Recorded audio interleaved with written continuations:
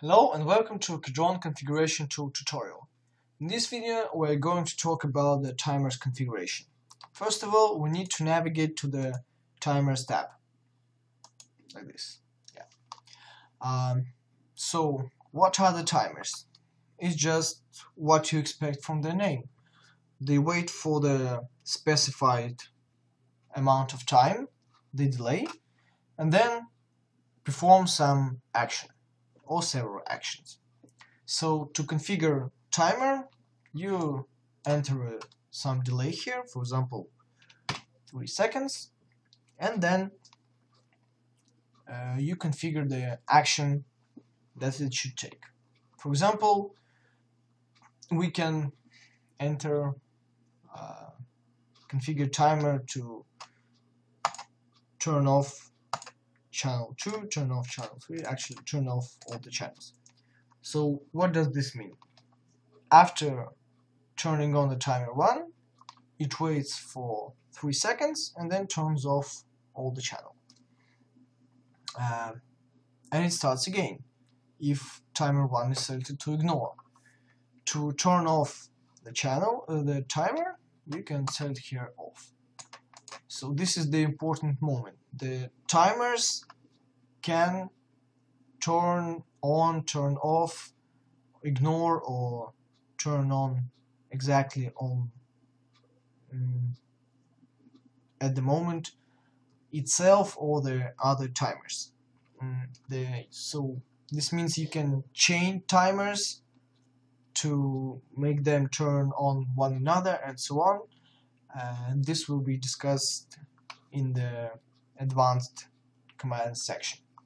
Just for now, we're configuring one timer. So when you set everything you did like, the appropriate changes were taken here. We should of course discuss the command. It's team for timer, then goes the number according to what is selected in these radio buttons. Then in the parentheses you can see some number. It is the delay that you specify here. If we change it, for example, to 50 seconds, 50 appears here, but let's roll back to 3 seconds. And then the remainder of the command, which remains the same all the time. So now we can click send. Our command displayed here, and OK with the repetition of the command is also added here. So what's now? Nothing will happen. Why? Because for now timer 1 is turned off. To turn timer 1 on, you need to go back to the set tab. So this is again an important moment. Configuring the timers doesn't turn them on. So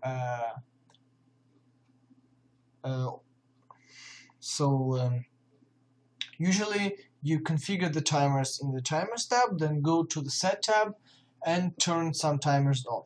So now we don't want to do anything with channels.